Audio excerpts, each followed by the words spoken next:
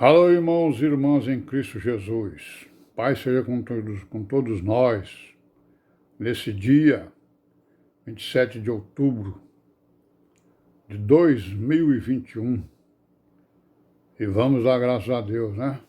Por estarmos vivos, por estarmos vigilantes, né? Por estarmos meditando, orando. E vamos pedir a Ele que Ele nos visite neste momento, né? Não é isso? Em nossas residências, onde estivermos, e nos socorra nas nossas necessidades espirituais e também nas materiais, né? E amém. E vamos em perseverança, né? Atravessar, né? As veredas, andar pelas veredas direitas, em direção à Nova Jerusalém, né? Em direção ao arrebatamento da igreja, né, irmãos? É isso que nós estamos, o nosso objetivo é esse. O objetivo da nossa caminhada é esse aí. Sermos participantes da divindade, né? Do Senhor Jesus, a divindade do Pai, do Filho, né? E do Espírito Santo, na eternidade, primeiramente aqui, né? Depois no milênio, depois na eternidade, se Deus assim o desejar, né? E amém, né? E vamos continuar aí com a nossa pequena leitura, né? Acerca aí dos defensores da fé, né? Na época da perseguição romana.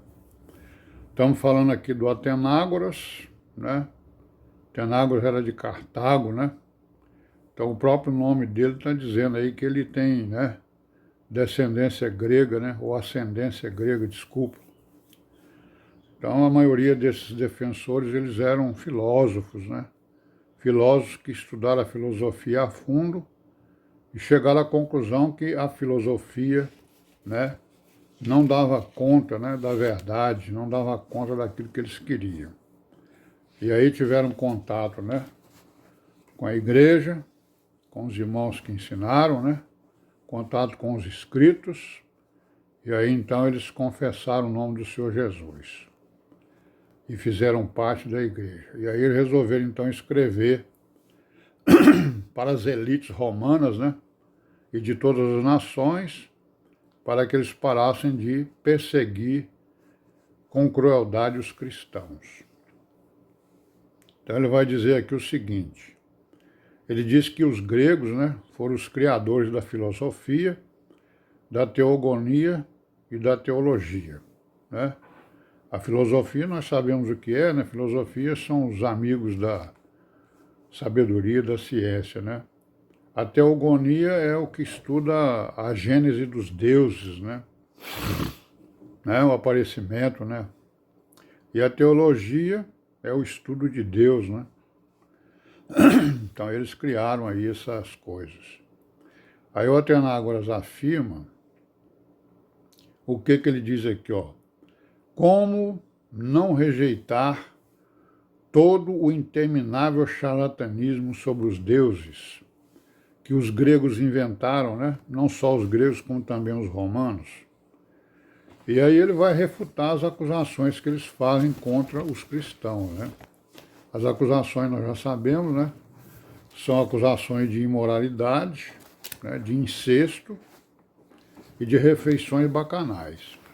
Na verdade, eles acusavam os irmãos de canibais, né? Bárbaros canibais, né? Aí ele diz o quê? Que razão há para crer em alguns relatos e não crer em outros?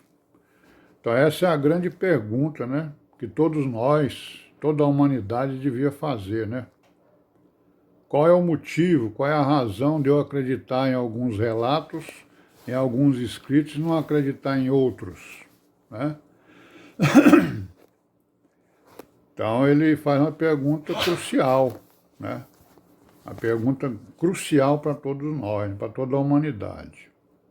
Aí ele diz assim, ou os mitos sobre deuses são indignos de fé, porque não existem.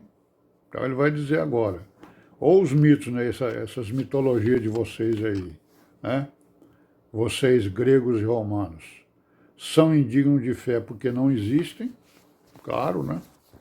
Por que eu vou acreditar numa coisa que não existe? Ou então eles são verdadeiros, né? Os seus nascimentos, seus amores, né? Os assassinatos, os roubos que eles praticam, né? Segundo as narrativas deles lá, né? As mutilações também não existem. Se eles não existem, então as narrativas deles também não existem, né? Por quê? Porque eles nasceram eles não existiram, eles tiveram um nascimento, eles tiveram um início, né? E o início deles foi o quê? Serem criados por homens, por criaturas, né? Aí ele vai dizer, nós cristãos, não somos ateus, ao admitir um Deus criador e o verbo que dele procede. Então ele sempre está refutando e afirmando a sua fé, né? Não só ele, como todos os outros apologistas ou defensores da fé, né? Acusam-nos sobre comidas e uniões ímpias. Por que não acusam também os seus deuses? O seu Deus, o Zeus, por exemplo, né? Que teve filhos com a sua irmã e com a sua filha. Né?